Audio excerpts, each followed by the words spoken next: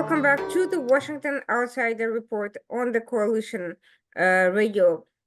For those newly joining the program, my name is Irina Zuckerman, and I am the editor-in-chief of the Washington Outsider. Today we are discussing a topic that's relevant long-term and unfortunately not going away anytime soon, which is Russia's role in frozen conflicts and what that means for the various diverse cultures, ethnicities, and nations living in the area, both in the modern day Russia and also areas of the former Soviet Union and former Soviet influenced sphere, which is far wider, which also includes the Balkans and also includes other conflicts around the world, which may seem to have nothing to do with Russia, but nevertheless, Russia looks to have to gain a foothold there by exploiting ethnic and religious issues.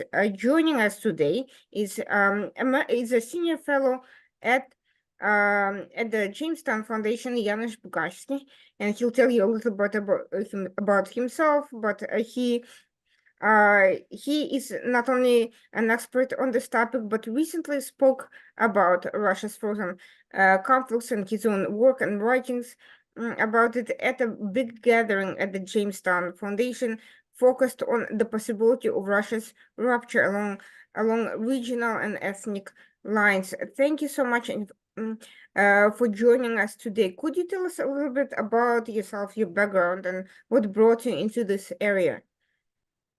Yeah, thank you. First of all, thank you, Irina, for inviting me on the show. Pleasure to be here. My background, you can tell by my name, it's Polish ethnicity. But I was born in England, studied in England, lived half of my life in England. Then I worked for Radio Free Europe in Germany for a few years. It was an American-owned station, but it basically provided independent, free information to communist-occupied Eastern Europe, Central Eastern Europe. Then I moved to the United States, and since then I've worked for several organizations, several think tanks, including the Center for Strategic and International Studies, the Center for European Policy Analysis. In the last few years, I've been with the Jamestown Foundation as senior analyst. I've published about, I think it's now 23rd book, so 23 books on transatlantic relations, Central Eastern Europe, Russia, and its neighbors, and so forth. So, in fact, my new book is due to be out later this year, and it's the subject is Poland as a rising power in Europe. And my recent book, most recent that you mentioned, is called Russia's Failed State, A Guide to Russia's Rupture, which is now being published in Russian, in Ukrainian, and the Polish edition is coming out in a couple of months as well. So that's a sort of summary of my background, I suppose.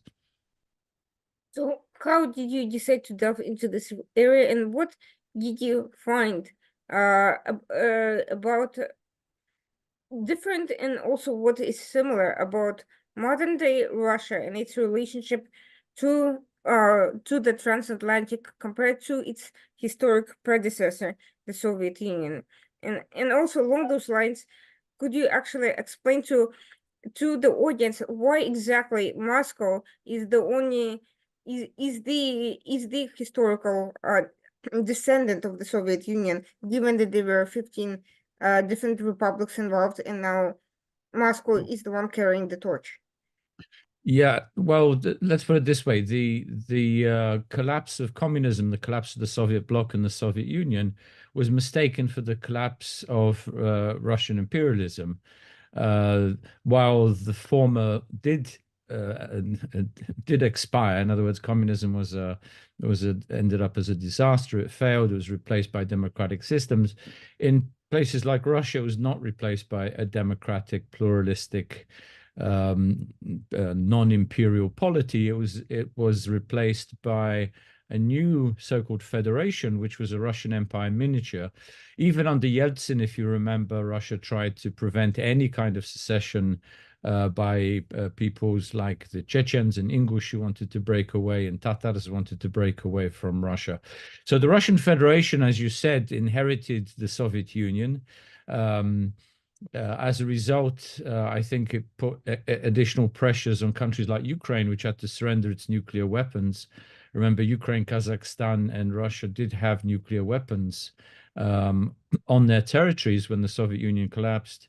Ukraine had to surrender its nuclear weapons. And I think Russia inherited all the offices, all the missions, the embassies, the international representations of the former Soviet Union, which at that time nobody really challenged to any great degree because they simply wanted to break away and create their own international membership of international institutions and their own embassy representations. But one could, I suppose, if one was a legal scholar, challenge the legality of Russia having possession of everything that was inherited from the Soviet Union on its territory and internationally. But I think much more important is how Russia inherited this imperial policy, imperial strategy from the Soviet Union. Remember, the Soviet Union wasn't just a communist empire. It increasingly, under Stalin and his descendants, became a Russian empire. And I think both Yeltsin and particularly Putin have not only expanded or continued with that policy, but in the case of Putin, they've tried to reclaim territories that were lost by Moscow when the Soviet Union collapsed. Interestingly enough, this legacy was not challenged in the aftermath when Russia claimed to be liberalizing, modernizing, following, opening up to the West, and no one really pushed back against any of that. Once the Soviet Union came to the end, nobody internationally looked at the various conflicts and issues that remained as a result of Soviet era activity. No one tried to say, okay, well, the Soviet Union is over, so should these issues be. And certainly Russia itself did not. In fact, Russia in its early years was very much an active participant in the continuation of these conflicts, issues, and concerns. So the question is, did this just not arise as a sphere of interest in the Western NATO politics? Or was there another reason for why these issues were allowed to continue to swelter? Well, I think there was a lot of wishful thinking in Western policy circles that the fall of communism, that the collapse of the Soviet bloc and the Soviet Union would mean that Russia would become a democracy. It would increasingly interact and integrate with international institutions, including Western economic and other security institutions. That Russian leaders, that we could work with Russian leaders, and we see this in the sort of personalization of politics by Washington.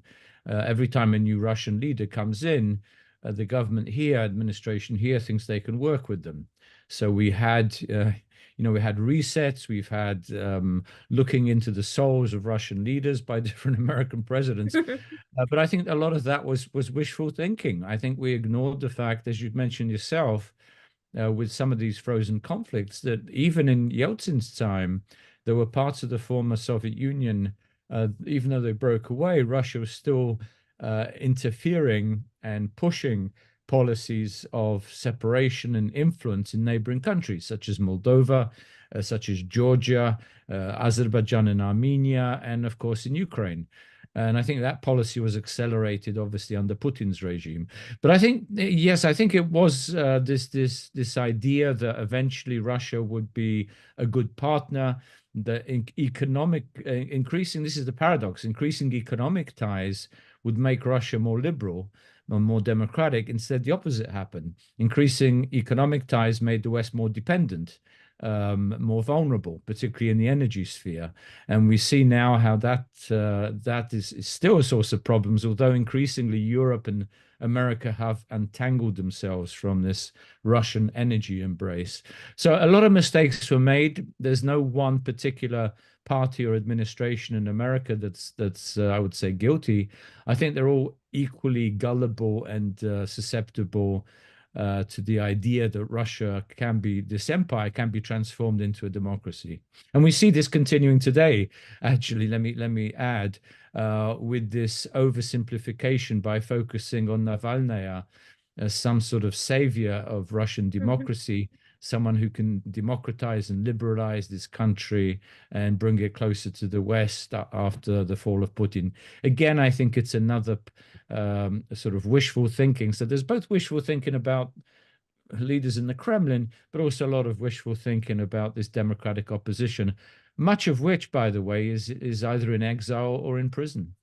By the way, the foreign policy of the U.S. has been very much riddled with the problem of putting all eggs in one basket of one charismatic or just well-known individual, whether it's been Afghanistan or Iran or now Russia or many other instances that they thought of as the partner to engage with, as opposed to broader policy of working with different or understanding at least different factions and having a broader and systemic approach to engagement with the countries that US has tried to penetrate. Is there a reason for this exceptional focus on the one, savior, given that US seeming historical opposition to monarchies and these sort of autocratic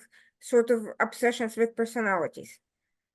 Well, I think, I mean, you're right. I think it's a couple of things. I think one, it's obviously easier to work with the center, to work with one leader or one small group, the current government, rather than to look at not only the opposition, but also to look at regions and republics. Remember, Russia's a huge country with 81 regions and republics, but we don't engage with them. We don't look at the nations and the regional aspirations, only when it comes to, as I think will happen, some sort of rupture, then I think we're going to start looking seriously.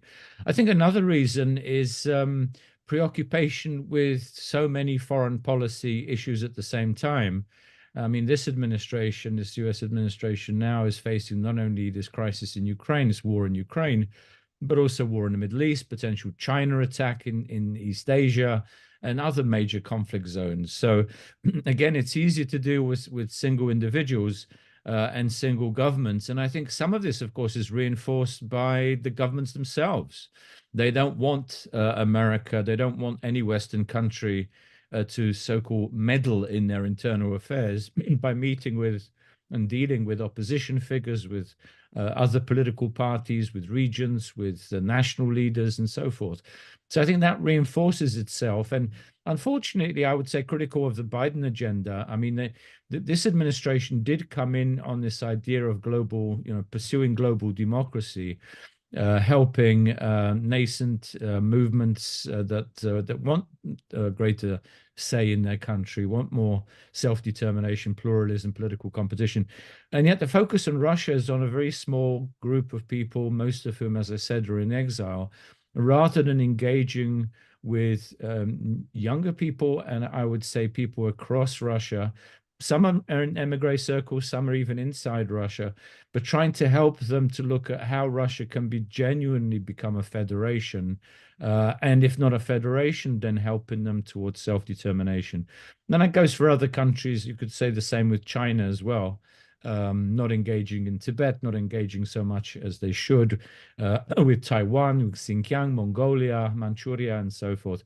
So I think this is a failing of Western policy to deal with the central government, however authoritarian or totalitarian it is, and thereby giving it legitimacy. And this is, I think, the problem, because then they claim, you see, the US and Western countries only recognize us. They don't recognize the opposition. They don't recognize pluralism. They're not searching for democracy. Well, admittedly, even when the US tries to deal with the opposition, they also often very much deals with the opposition that is, easy to spot and shouts the loudest, and not necessarily every stakeholder at the potential table of state building, which or essentially it puts weight into some stakeholders over others. But that brings me to another question. Speaking of stakeholders, when the Soviet Union finally fell apart, it fell apart into a group of 15 countries. What happened to all these other nations, ethnicities, and regions that were seeking democracy during the Soviet era, that were seeking freedom and independence? Why did they stick around, or what mechanisms were there that forced them to stay? You're talking about all the so-called federal subjects within the current Russian Federation. Correct. There was a process, if you remember, there was a process in the early 90s when the Soviet Union was collapsing, when then President Yeltsin called for republics and regions to swallow as much sovereignty as they could. The idea being he was actually fighting against the communist apparatus and against Gorbachev and wanting to free Russia from the Soviet Union and to be head of Russia.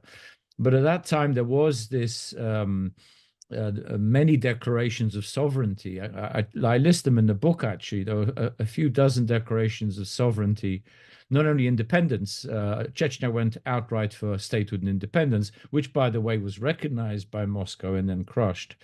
But republics like Tatarstan, Bashkortostan, the Urals, the Ural Republic, all sorts of regions and oblasts and krais decided to state that they were sovereign, that it was their decision if they wanted to stay or not stay in the federation.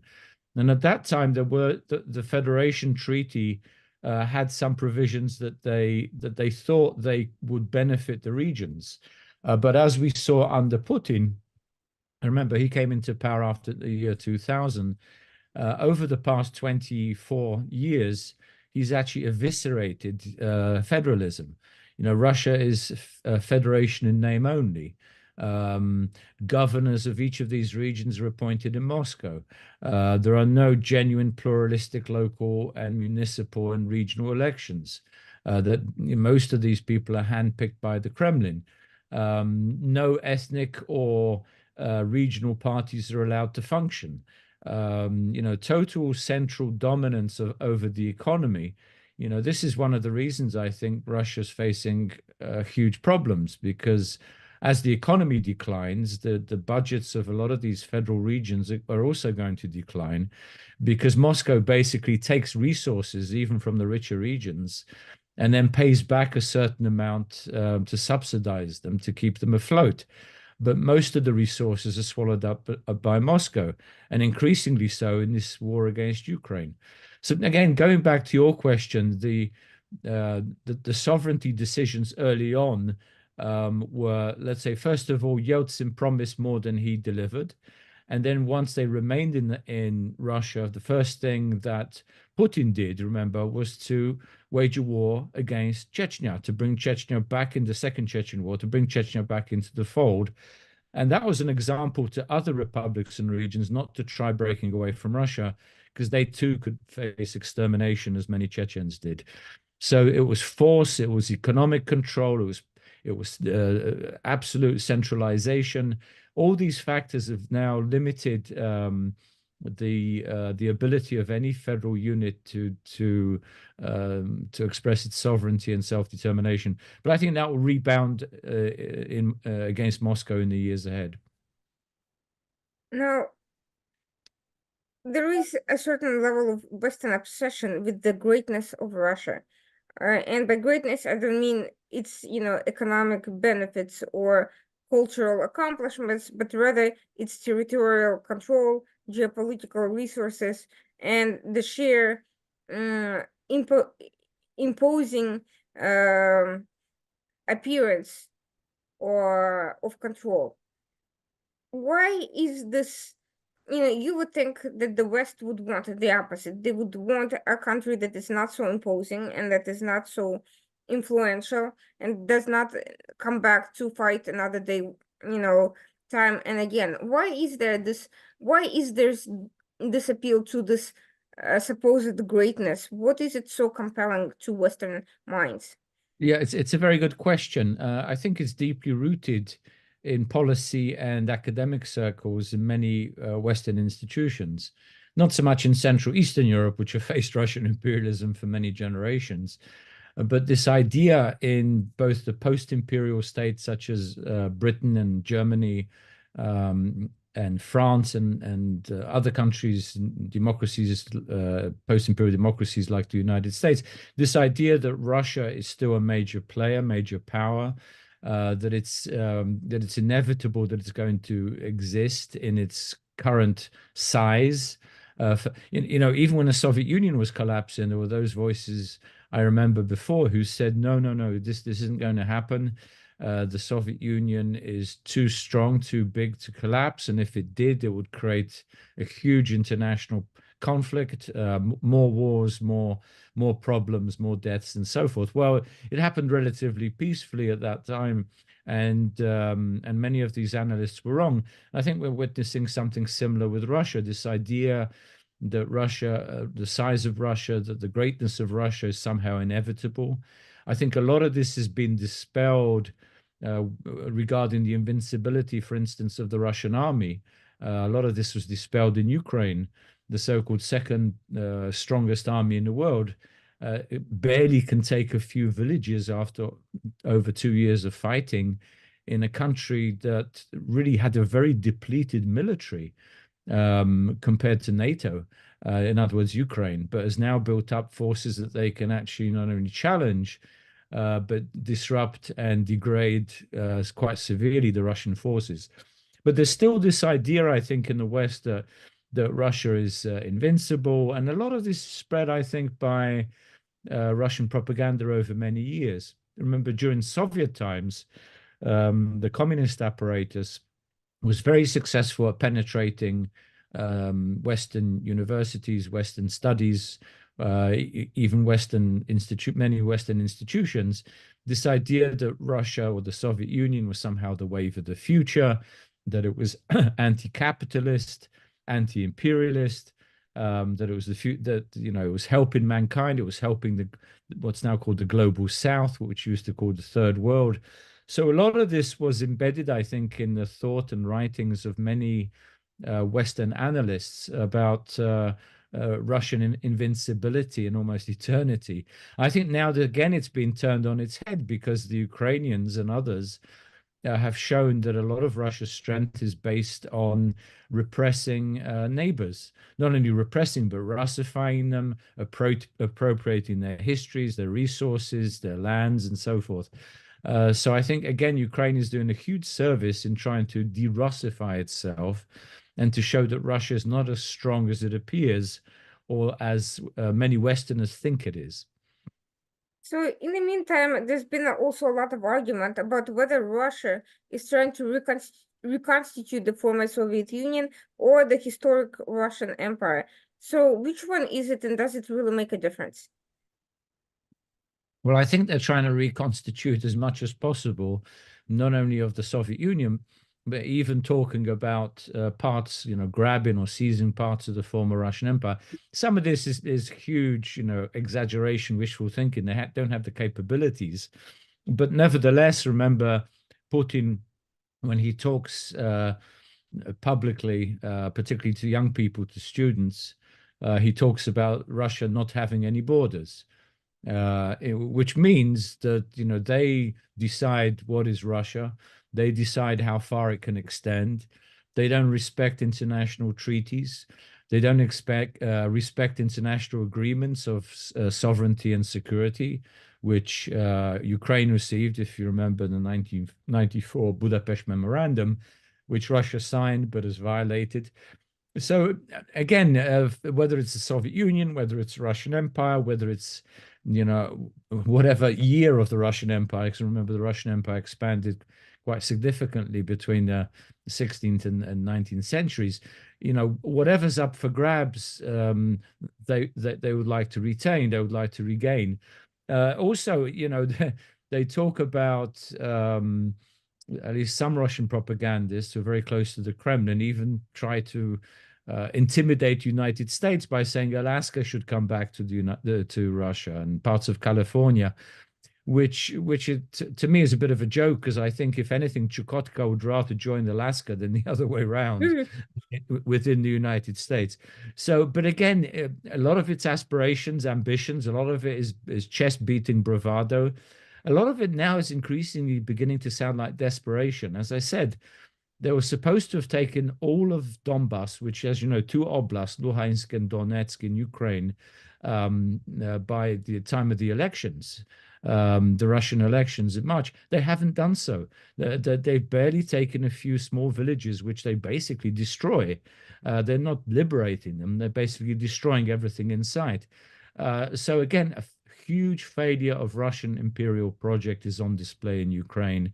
And whatever their ambitions, I think they've also unleashed now within NATO a determination to rearm, to deter and defend any part of its territory against future Russian aspirations.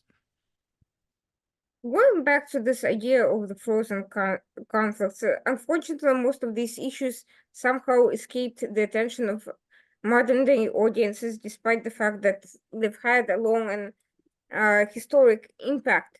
Can we talk about what some of those are, why they're important, why they matter today, and how is it that these propaganda campaigns around them are still working? Yeah, some people call them frozen conflicts. I would prefer to call them unresolved conflicts. In other words, that they may be in abeyance for a while, but they're likely to spark again into some sort of conflict at any time. And we saw this with Karabakh, or Nagorno-Karabakh, between Armenia and Azerbaijan. Well, let me tell you this, sort of stepping back a bit. One of the ways in which Moscow has traditionally expanded the empire or kept the empire together is through a policy of divide and rule. In other words, they try to find conflict zones, ethnic or religious or regional rifts between local people in order to interject, either to start a conflict and then to interject as a mediator, or to encompass both populations and pose as their protector. And this is what Moscow did under the Russian Empire, under the Soviet Union, and also it's been doing this throughout the course of the Russian Federation. In other words, supporting, for instance, the Transnistria and Gagauzia units, peoples in Moldova, in a way freezes Moldova's progress towards Western institutions. It's a way of interfering in internal affairs. It's a way of, let's say, corrupting the political institutions. It's a way of preventing that country from moving forward, either in its aspirations towards the European Union or closer links with NATO. We see something similar in the case of Georgia, with the two regions, Abkhazia and South Ossetia, Skin Valley, where Russia again has supported the local ethnic population against the Georgian government. Initially as autonomous units that refused to recognize central authority in Tbilisi, and eventually the war in 2008, recognizing both as independent states that could again be incorporated in Russia. But rather than incorporating in Russia, it uses these conflicts to apply pressure on Tbilisi to desist from moving forward in a Western direction. And they're trying the same thing now in Ukraine with Crimea was seized outright because, Moscow has claimed Crimea as Russian territory, even though it's a huge lie. It's only been Russian territory for a short period of time. Most of that time it was the Crimean Khanate. After the Mongols, Crimean Khanate came under Ottoman control. So, it's a huge lie that this is in any sense Russian territory. But other regions, as I said already, in the Donbass, in Zaporizhia, Kherson, they capture in order not only to Russify, but to decapitate Ukraine, to put pressure on Ukraine politically, to put pressure economically by blocking the Black Sea coast. This is a way in which Russia tries to control its neighbors, divide and rule, ethnic conflict, so-called peacekeeping mediation, and then this protectorate control and assimilation in Russia. There seems to be this conflict in international law between respect for national sovereignty, territorial integrity of existing states, and the right to self-determination. So the West seems to be very conflicted of when and how to apply these concepts, whose rights prevail and under what circumstances. And this is, really very much at play here when it comes to historic empires like Russia, China, and Iran. And, it seems to be less of an issue with smaller countries, but still, nevertheless, is, a conundrum. And the West is frequently accused of hypocrisy and double standards. But how do we conceptually resolve this, and why is there this ambiguity over Russia specifically? Yeah, I don't know if we can conceptually fully resolve it. You said the conflict between territorial national integrity or state integrity and self-determination of ethnic components, compact ethnic components within that territory. It's been a problem for many generations, for many countries around the world.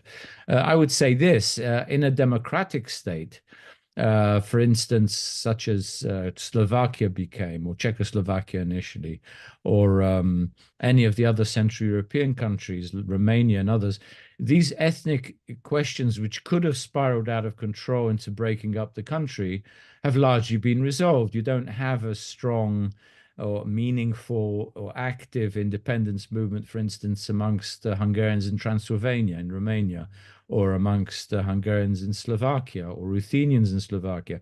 In other words, the best way to resolve this conundrum, as you mentioned, between the two is to have a democratic polity with a democratic constitution in which the rights of those smaller populations or compact ethnic populations and religious groups are fully respected, in which in some cases they have a right of greater self-determination, autonomy. Remember, there are various West European countries, such as such as Italy and Austria and others, that have units within their territory that have a greater degree of autonomy.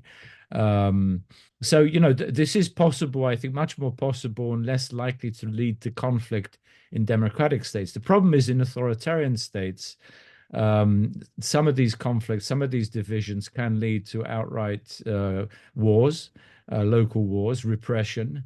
In the case of, for instance, in China with the Uyghurs, and in the case of Russia, in the case of the Chechens and other peoples in the North Caucasus and elsewhere, traditionally have been, repressed in order to prevent them from moving towards self-determination. So in an authoritarian state, particularly in an expansionist one like Russia would like to be, those rights of national minorities, of national groups, of national self-determination or regional self-determination are not respected. So this is the problem we face. China will face also similar problems in the future. Meanwhile, there is an astounding amount of also double standards on Russia's part. On Russia's part, on the one hand, it claims to be fiercely protective of its own sovereignty, supposedly, and territorial integrity, and ability to abuse all these people at will, whether on regional grounds or on ethnic grounds. On the other hand, you see Russia meddling into similar conflicts around the world that are nowhere near Russia itself. We're talking about Spain, we're talking about the United Kingdom, the Scottish Independence Party funding, and of course, even in the United States, regional California-led movements, which are comparatively minor compared at least to the other ones, but nevertheless, we find the Russian footprint even there. So what is the justification for this outright, double standard that Russia accuses everyone else of quite frequently? Well, I would say this: I don't think Russia has any standards. I mean, it pursues policies that suit its imperial ambitions, and in this case, obviously, they want to protect everything they have. That they've captured over the centuries and not lose any more. At the same time, they're trying to regain parts, as you mentioned, of the former Soviet Union, former larger Russian Empire, and annex it to Russian territory, as we see now actively in Ukraine. But they're also trying to divide and weaken the West. That's why these national movements have, when you say Russian footprint, yeah, I think Russia supports in terms of propaganda, in terms of funding in some cases. And we've seen this in various West European countries, whether over Brexit whether over Scottish independence or Catalan independence. Russia would like each of these countries to be as weak as possible. Again, it's easier to deal with countries that are weaker. And of course, to try and break up NATO and European Union as much as possible, because they don't want a sort of a fully united European Union that has its own security policy and which is attractive not only to Russia's neighbors, but to some of Russia's regions in the future. So, yeah, I mean, it's part of a policy to divide and weaken. One element is this ethnic question. There are many others. I mentioned energy dependence, corruption, political corruption, influence operations and disinformation, cyber attacks. There are many, many ways in which Russia tries to weaken and divide and prevent any sort of cohesiveness in Western policy. So let's look at possible resolutions to these entangled issues. I mean, the frozen conflicts, some of them appear to be more successful, resolvable as others. It looks like Armenia and Azerbaijan are in some way finally on the way to a formal peace treaty. Armenia is looking to finally start moving away from Russia. The Karabakh issue seems to be formally getting settled, even though the Western media rhetoric hasn't quite caught up to that, and there are lobbies still trying to push for, all the versions of, kind of Soviet-framed versions of Armenia's territory. But that at least seems to be on its way to resolution, largely, by the way, by military means, quite simply, but also some other political opportunities that presented themselves, ironically, through Russia overplaying its hand. Others, not so much. What can be done to resolve them? Is it possible to liberate the lands outside Russia that Russia has managed to entangle itself with? And who would be doing such a thing? Yeah, very good question. And you mentioned the Karabakh question. It was resolved through military action in which Russia did not intervene, because Russia has been shown to be, in many respects, a paper tiger. They've tried to use these conflicts, the Armenian-Azeri conflict, to its advantage in order, again, to pose as the peacemaker, as the peacekeeper, with their troops both in Armenia, then in Karabakh. I think both the Azeris and the Armenian governments, since the war, have acted very smartly in trying to forge some sort of peace treaty and territorial accord, which, unfortunately, Armenia's been isolated because of this conflict for so many years from major transit routes, whether transportation routes of goods, whether oil, gas, and so forth. Armenia needs to be plugged in, and they're looking increasingly to be plugged into towards Europe. And I think that's a very positive for the whole region, for the whole South Caucasus. Same with Azerbaijan, with its supplies, particularly of oil and gas now into Europe. So how other conflicts can be resolved, I think, is through defeat of the Russian military. The only way Ukraine can liberate its territories is not through peace deals with Russia, because, as you say, they result in these so-called frozen conflicts or unresolved conflicts. The only way is to actually defeat the Russian military, to drive it out of these territories, and to reclaim these territories as part of sovereign, independent Ukraine.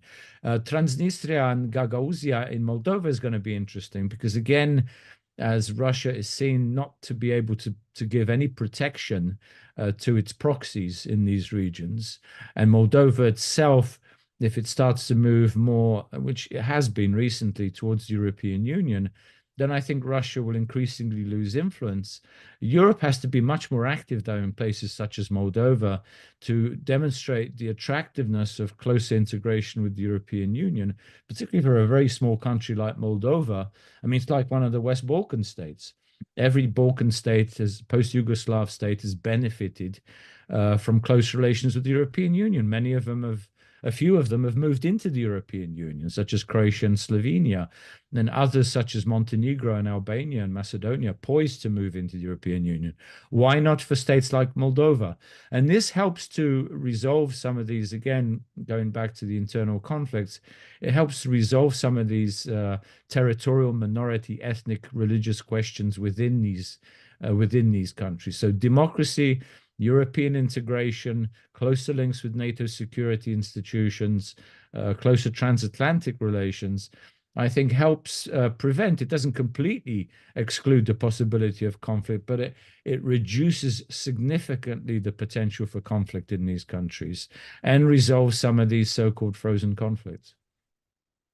Meanwhile, while these frozen conflicts do occupy a great deal of attention simply because there is an issue of interventionism by a third party. There's the issue of,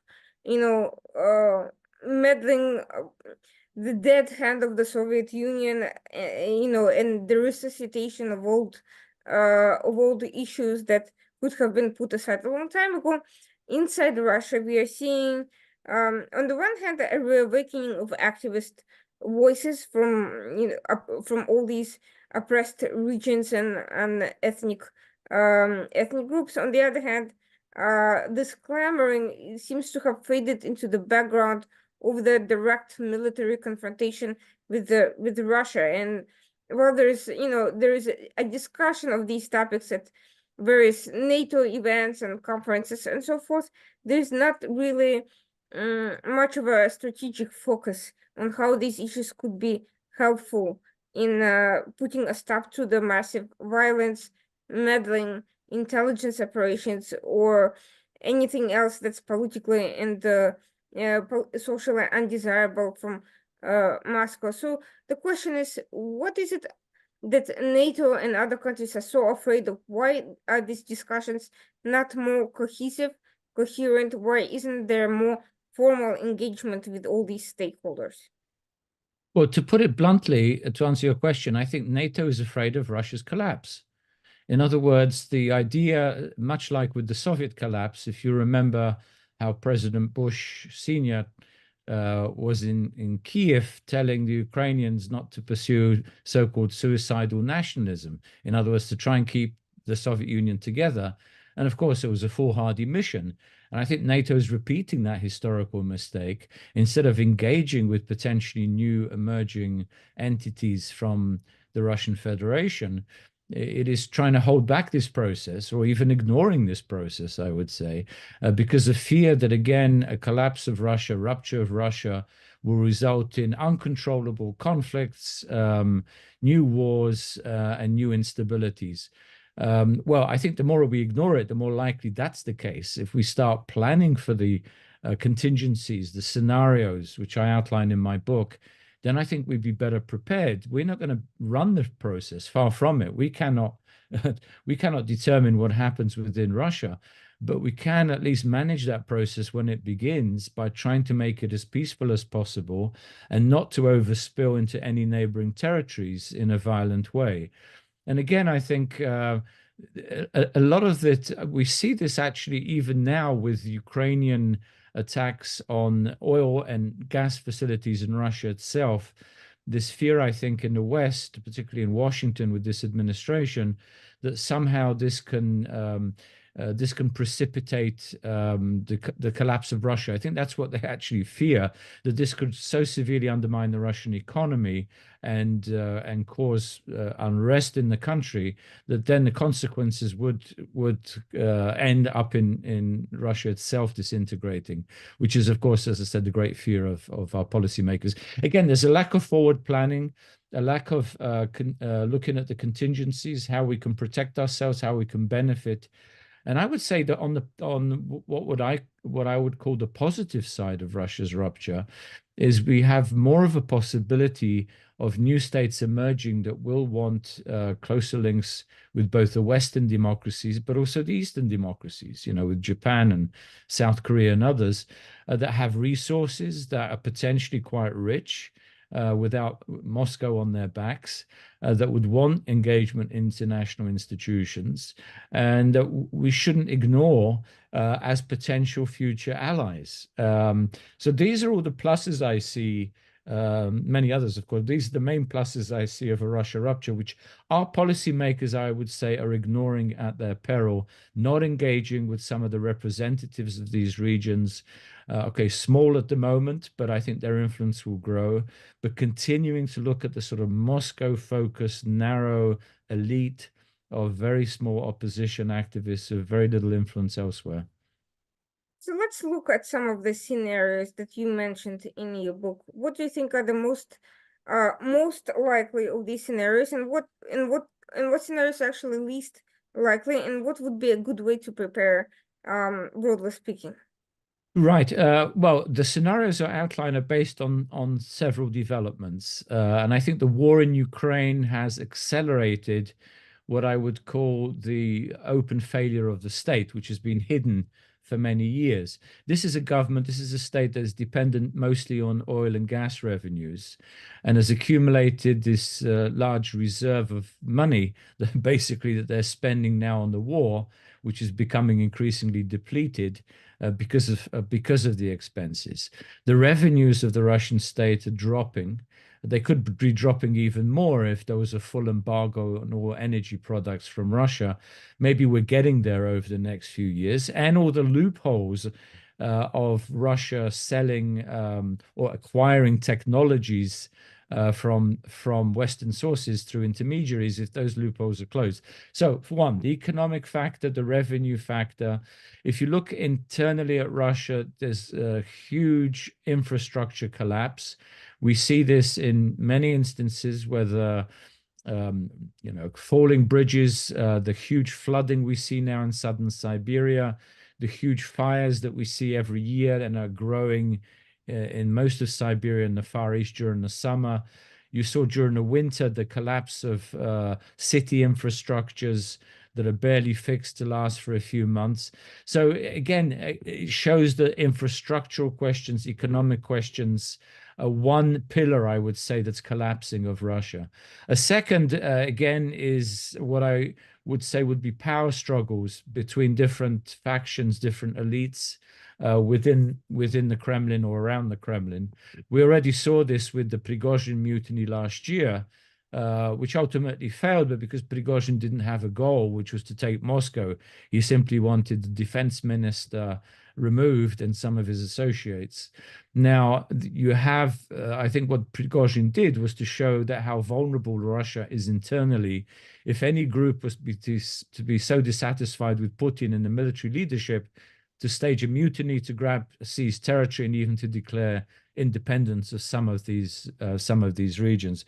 That's become an even more distinct possibility since I wrote my book. And thirdly, I would say another pillar is, of course, regional unrest. Most of the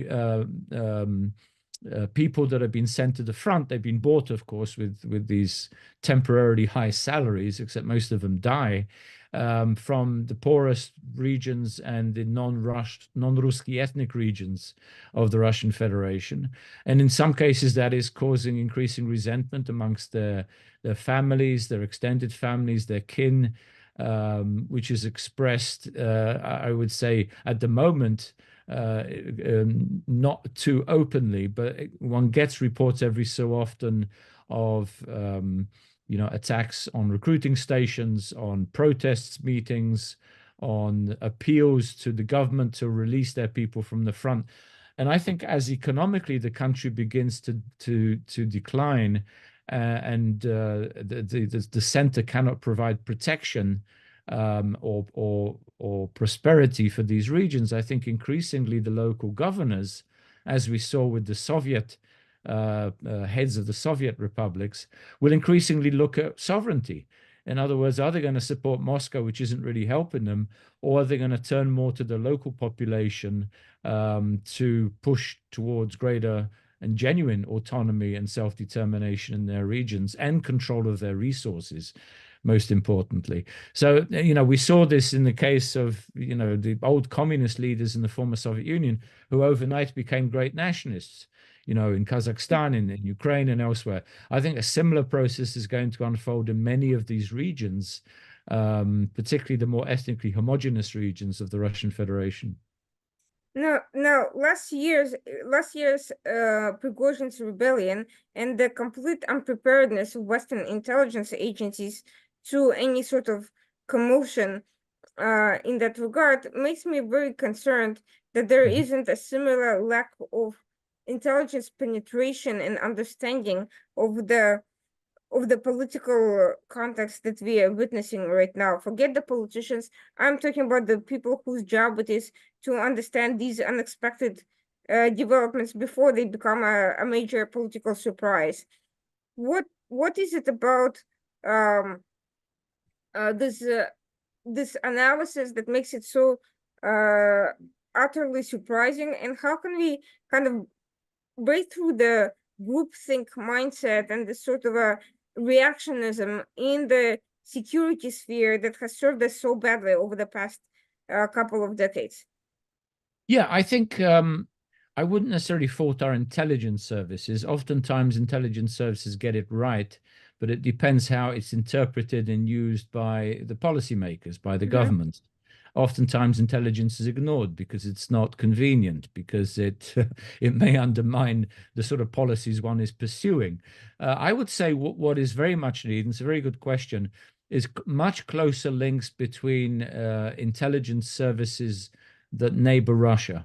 In other words, Poles, Ukrainians, Estonians, Latvians, Lithuanians, all the countries around Russia who have better contacts, a good better understanding of Russia, who should be encouraged to deal more, let's say, with human intelligence within the Russian Federation to gain information about the mood of people, about the mood of the local security forces. You know, there's so much that can be done, I think, both to give information to the Russian public, but also gain information from the Russian public and even some of the Russian institutions and local governments, and what the mood is, what the situation is, what the emerging power struggles are, so that we are better prepared to try and handle this process as it escalates over the coming months and years. And I think you're absolutely right. I think we should not be taken by surprise as we were with the collapse of the Soviet Union because of wishful thinking. You know, we should not imagine that Russia necessarily is going to last indefinitely. We should prepare for the possibilities that there will be breakups and there will be revolts, the more Prigozhin mutinies, with soldiers, remember now, coming back from the front with weapons, many very disillusioned.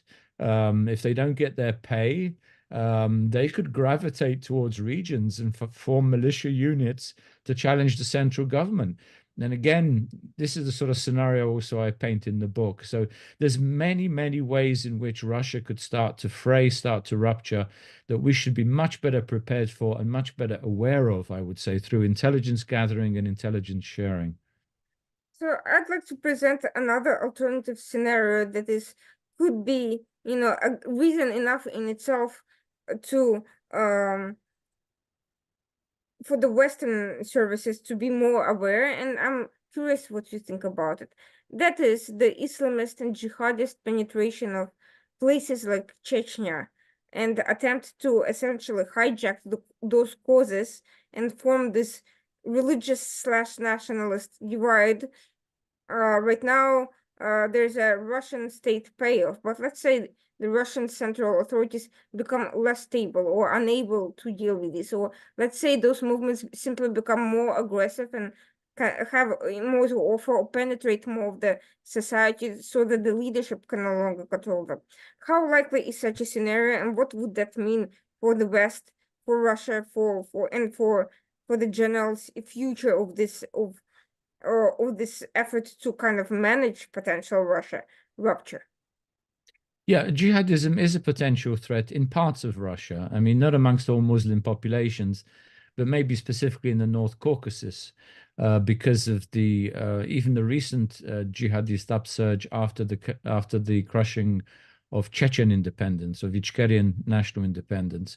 You do have Salafist movements radicalized in some parts in Dagestan, in Chechnya, in Ingushetia, and so forth. And remember, these people began to fight for not just for Chechnya against Russia, but also for some sort of caliphate in North Caucasus. Again, this is why I think it's very important to support the national movements of liberation. And Ichkeria in particular has a government in exile, which is recognized by Ukraine already. Other countries may recognize as Russia begins to rupture, which has a credible source of legitimacy, continuation from the Ichkerian government that was overthrown by Russia, by Putin, to be precise.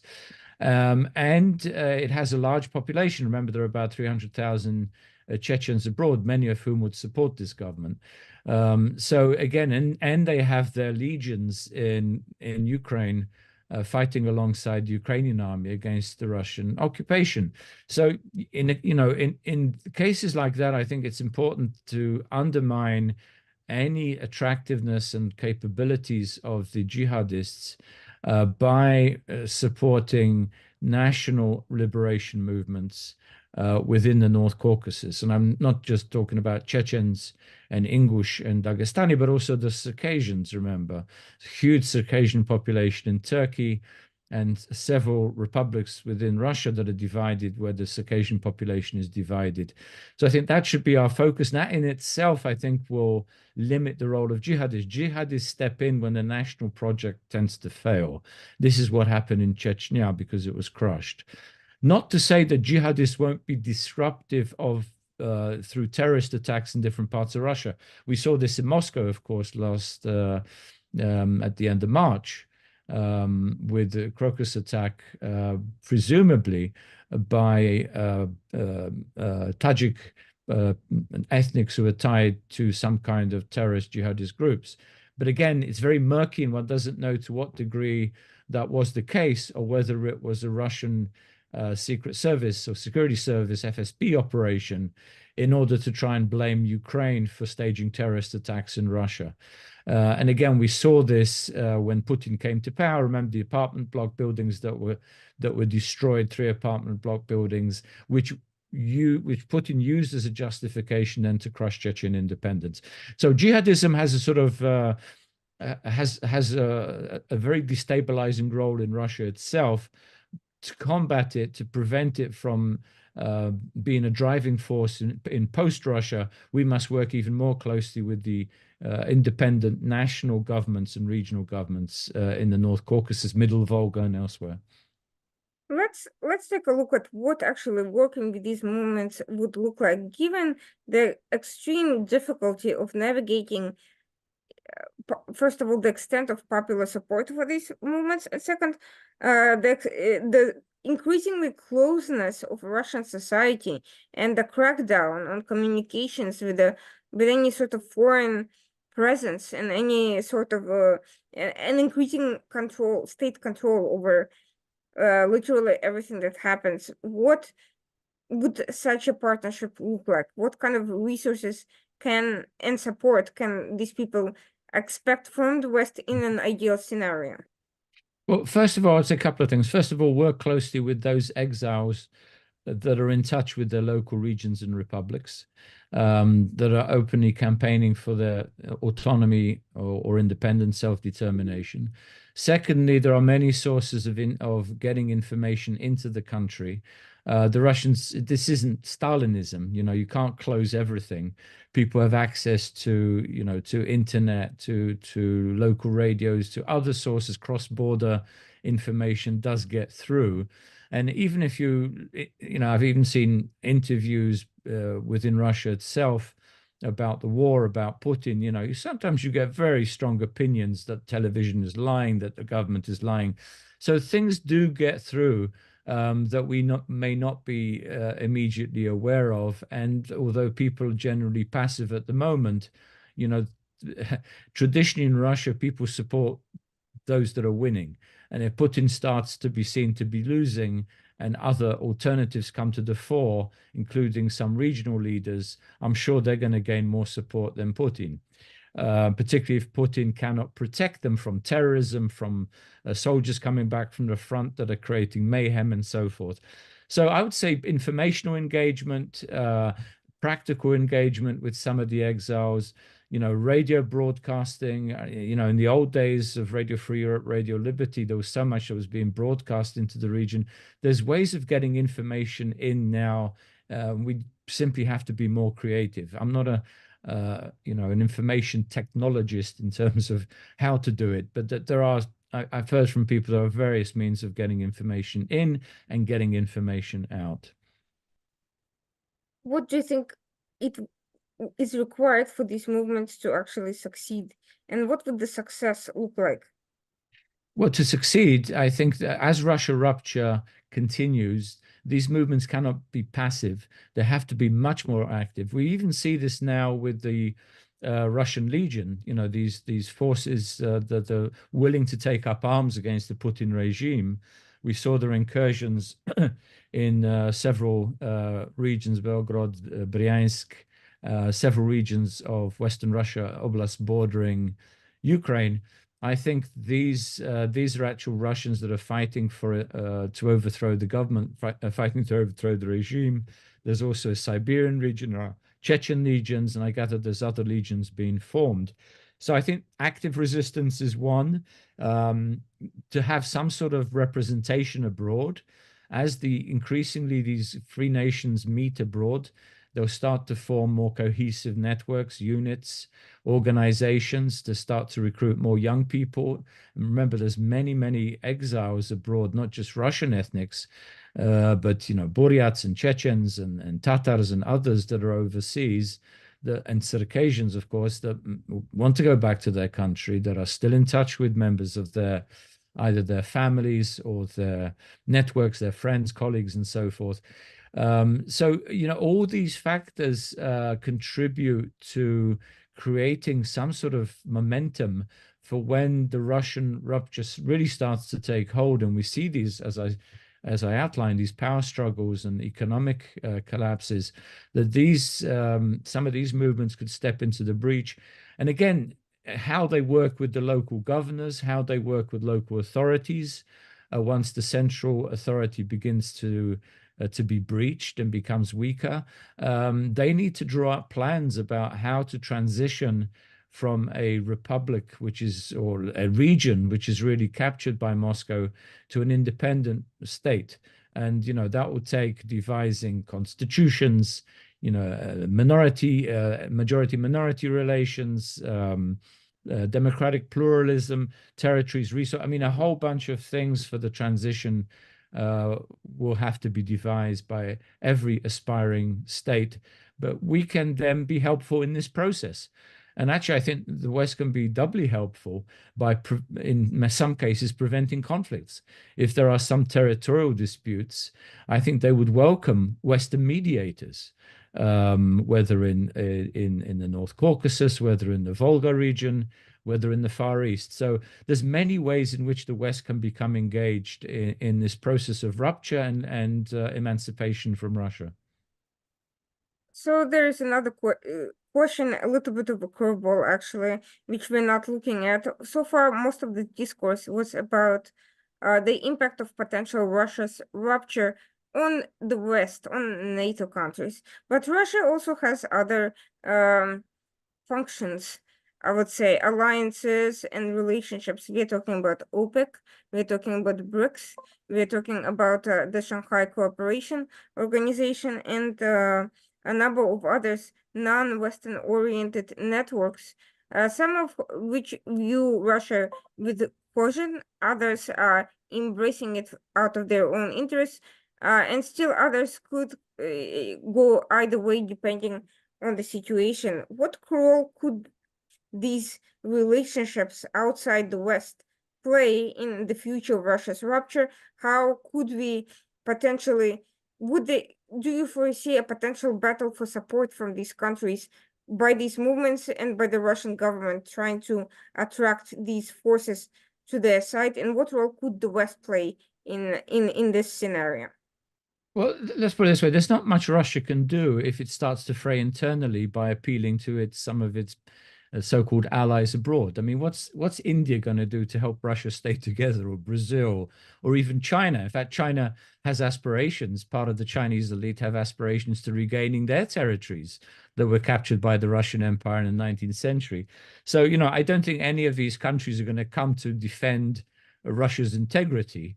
I think NATO's more likely to try and defend at this point Russia's integrity than its so-called allies. Look, Russia doesn't really have strong allies. This is the problem for it. Even Belarus is a very, it's a transactional ally. It's because Lukashenko stays in power as a result of this link with Russia. If Russia starts to collapse, I think Lukashenko is going to reach for independence. He's not going to stand by Moscow as the country collapses. Similarly, around the world, I mean, China controls, or let's say is the dominant player in BRICS, in the Shanghai Cooperation Organization. Russia's role has been much reduced because its economy is shrinking. It's much smaller. Okay, it may have a temporary growth because of military expenditure, but overall, I would say the Russian economy is in for a very tough time over the next couple of years. It's not a major player. It's been isolated by the West. A lot of these countries don't want to fall foul of America and the European Union by siding with Russia against them. Of course, they'll go for cheap energy if it's on sale from Russia, like India does, or China does, or Indonesia. But that's about it. I don't think they're going to be, even now, as we tighten sanctions, these countries are becoming very wary of allowing their territories, their countries, to be used to bust sanctions, to bypass sanctions on Russia. And I think they're more, let's say, concerned about the relations with the West ultimately than they are about the relations with Russia. If you listen to propaganda from Moscow, oh, it's building this great global coalition, the global South supports it. I guarantee you, none of these countries is going to come to Russia's assistance when it starts to collapse. So finally, let's look at the time frames. When do we expect these movements to pick up enough steam to really rise up? What timeline do we have to try to manage the process before it gets out of our control? And what are the timelines we're looking at in terms of the general internal cohesiveness in Russia? Is it already a process that has already started? Do we expect it within the next few years? Will it be changed by a particular outcome in Ukraine and other military engagements around the world? Yeah, very good question. To answer in short, I would say the process has started, but it's not something that happens overnight. We've seen signs of it already during this war against Ukraine, which has exposed Russia's military weaknesses, economic weaknesses, structural weaknesses, as well as even security weaknesses internally, which we talked about earlier. Remember, this process is going to be, it's a process. In other words, it's not going to be overnight. It's going to vary between regions, between different republics. Although in some cases, there could be a cascade effect. In other words, if some region or some republic were to declare sovereignty and to say, we're not giving any more resources to Moscow because our people need these resources, and we're going to create international relations, trade relations, and other links with neighboring countries. I think once that process starts, Moscow won't be able to control several simultaneous movements. In some cases, it will be peaceful. Unfortunately, in some cases, it may be violent. I mean, if Russia, the central government in Russia tries to, as it did with Chechnya, tries to give an example that if you try to break, will destroy you, it could elicit some kind of military action. We saw even this in the Soviet Union when Gorbachev tried to crush rebellions in different republics, but didn't have the strength to do so, particularly as there were so many around the country. Now, I think with the Russian security forces so thinly stretched and so much focused on Ukraine, I think the chances of bringing this country together again by force is going to be less likely. In addition, I would say that Moscow could use Ruski ethno-nationalism, and this is Putin is very afraid of. He's already talked about this. There is, remember, a nationalist element in Russia, which wants simply Russia declared as a Ruski ethnic state, not a Rossiyski, not an empire. That would create even more problems, I would say, with the non-Russian population, which, remember, now reaches round about 30% of the population and are in majorities in about 14 of these republics. So, if he tries to unleash, as Milosevic did, Serbian nationalism, if he tries to unleash Russian nationalism to try and hold the country together, I think that would precipitate more violence in the country as people try to break away. So again, as I said, it's not going to be overnight. It's going to be different scenarios in different parts of the country. In some places, it could be quicker than others. In some places, it could be more violent than others. But we have to be prepared for all eventualities and plan for every conceivable scenario. Where would you say is the most likely start of this, and where do you think the West should concentrate the most resources in the short term?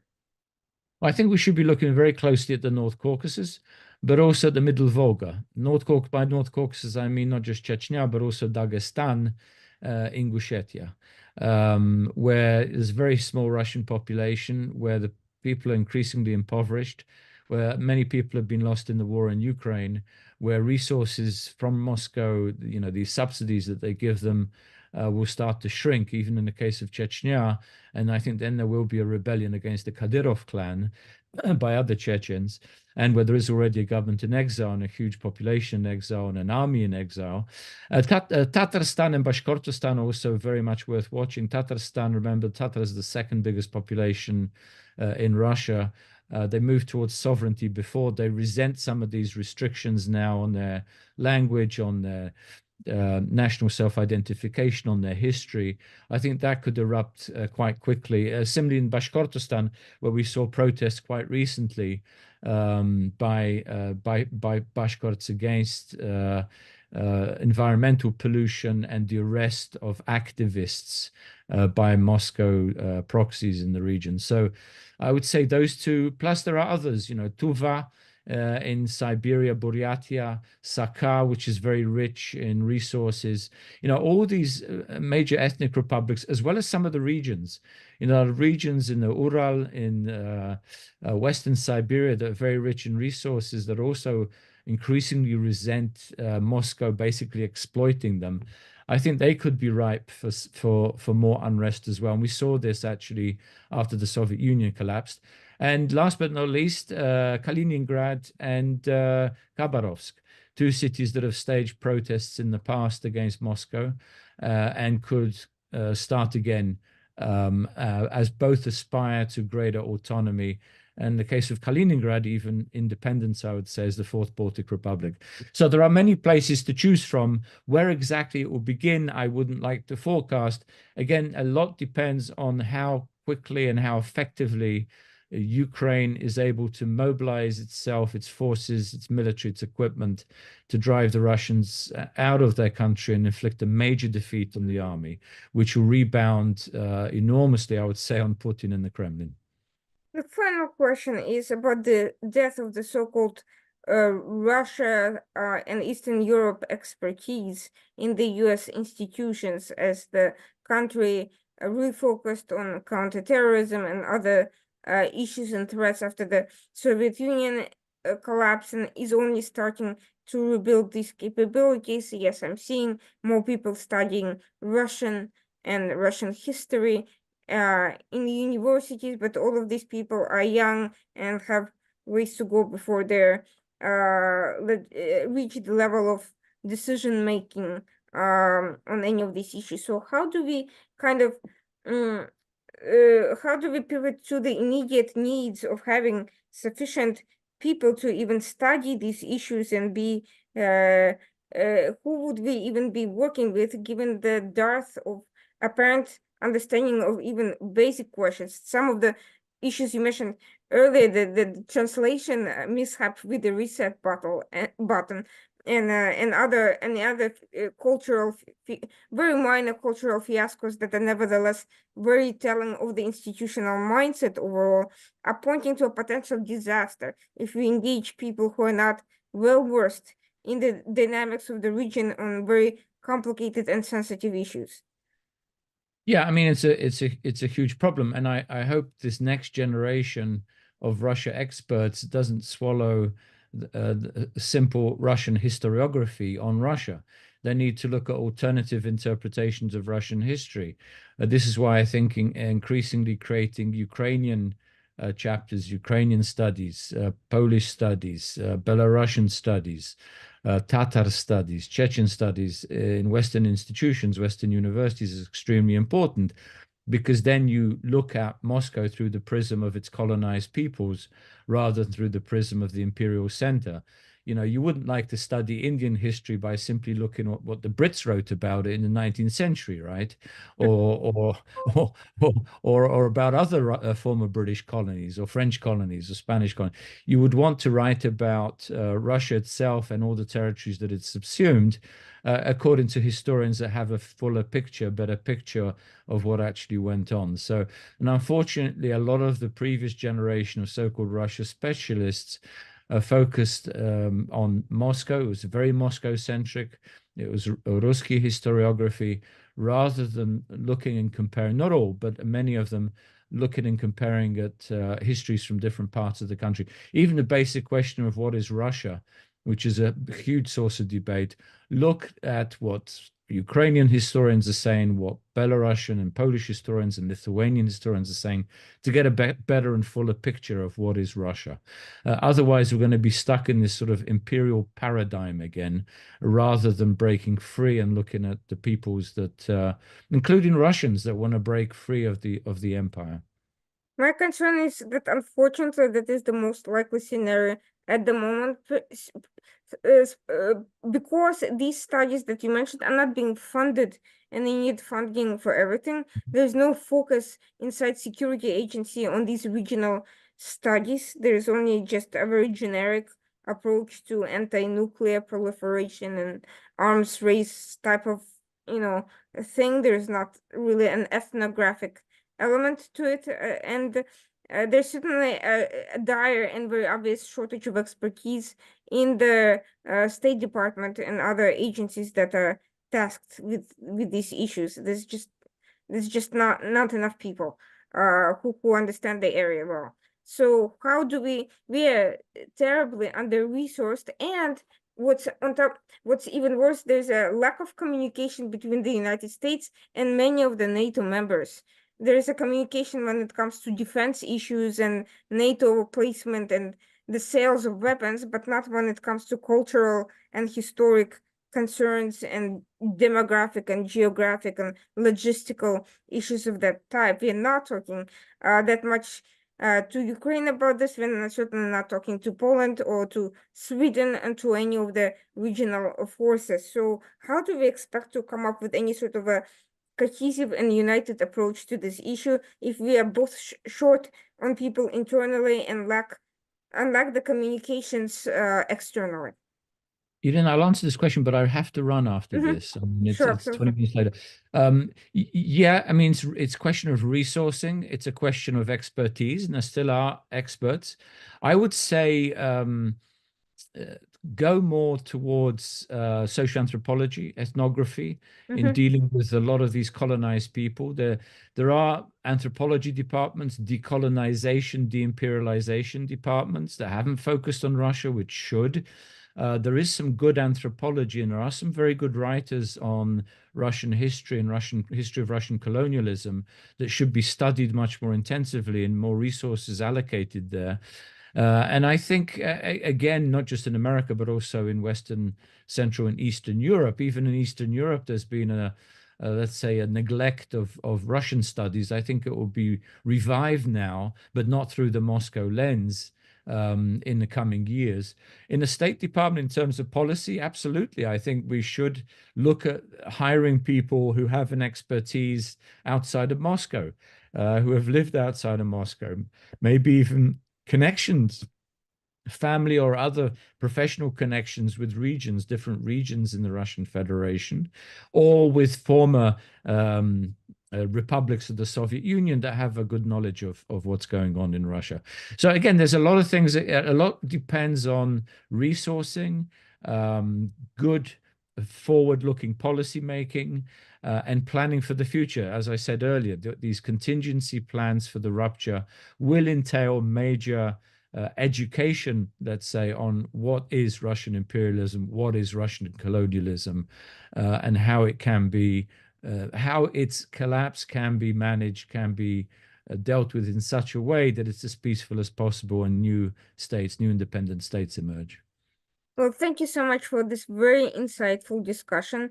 I strongly recommend your writings, of course, anyone watching this program, but I also look forward to your next book about another important and not well understood topic, which is the rise of Poland. Its role in the current in the current international spectrum, and not just in Europe, by the way, how it can relate to countries outside Europe, and why they should also understand this dynamic, and hopefully there will be an opportunity for these discussions as well in the future. Thanks for everyone who's been watching the program. The Washington Outsider Report on the Coalition Radio will be back again, as always, next Tuesday, 9 p.m. And thanks for joining in tonight. Have a great evening.